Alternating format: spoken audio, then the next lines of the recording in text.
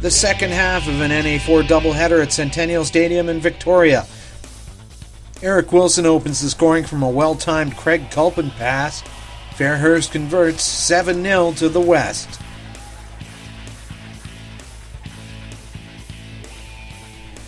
Fairhurst increases the lead to 10-0 with a penalty for a Falcons offside.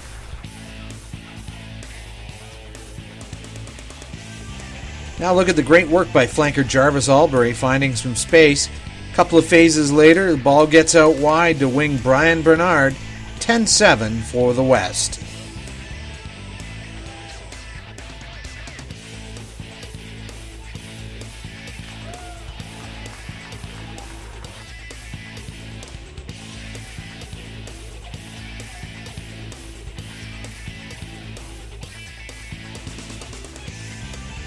At the half-hour mark, here is some less than snappy West passing, almost intercepted, and this time for sure. Brian Bernard takes it 70 meters, and Rico Ferry converts, and the Falcons have a 14-10 lead.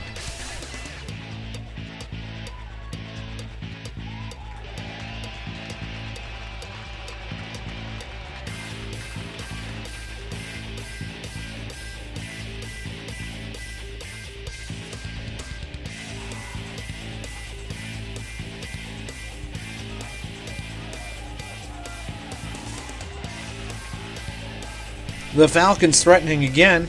Wing Jason Pye driving to within 5. But referee Bruce Kuklinski says Vaha Asikia was in the way.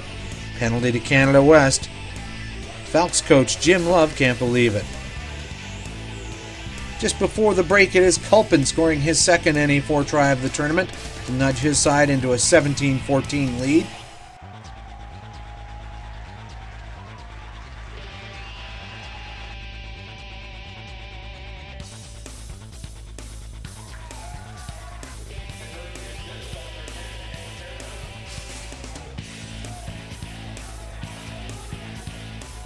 And then Tony Weller adds to the lead with a great pass from second row Pat Bickerton. No conversion, but the West take a 22-14 lead into the sheds. Second half now, Ian Schmorchewski hit hard. He needs some treatment. The West have gone off the boil and the Falcons continue to pressure. Here's Las Vegas Blackjacks Vaha Asikia, great run for the big try. 25-19 to the West. Enrico Ferry's conversion attempt is well off the mark, but this game is getting tense. Now watch this passage. Falcons Brian Bernard going up for the bouncing ball. Hooker Mark Lawson now playing on the wing. Boom! What a hit.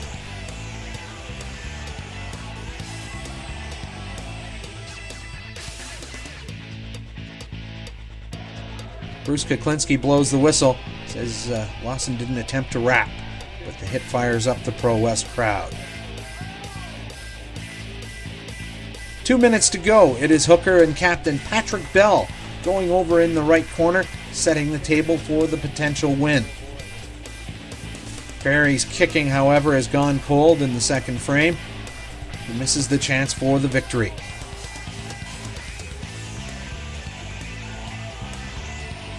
Canada West hold on for the win, 25-24. Then it makes it a whole lot easier to meet the tackle. It makes it a whole lot easier to hit the guy right when he's getting the ball. So if I make a good tackle on an outside man, it's because the guys in close to the breakdown have done their job, and I know that I got trust in them. They're covering the inside. I can just line up that one guy. But, old Matt Clinton Baker from UVic used to say, just look at the guy's eyes and you can tell which guy's getting the ball. The other two games I think we played really well. Against the East we were a little lackadaisical at first and then came out fired up in the second half. But this one we played well in the first half, maybe for about 60 minutes, and then kind of let it slip away there for the last 20 minutes or so. Yeah, we were struggling with some of the boys. A little beat up after 3 games in 2 weeks, right? And we were shuffling in front row quite a bit, but they came out hitting pretty hard, so it was hard. It's hard to keep going the whole game. Ounce of improvement. You know, a lot of players believing in themselves that they can actually play play a good, consistent, constructive rugby. That the American side will be a lot stronger. Yeah. I think there'll be a lot more Eagles making themselves available, and I think that everyone in America is starting to realise that this NA4 is going to be something that's going to turn pretty big.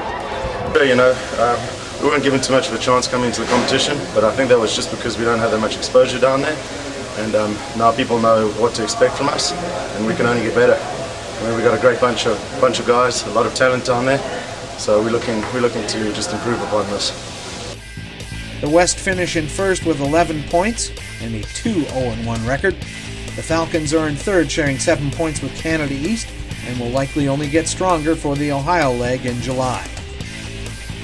Check the NARugby.com website or RugbyCanada.com, Canadian Rugby News or AmericanRugbyNews.com for the East vs. Hawks highlight package. For the NA4 tournament, Doug Cross reporting in Victoria, BC.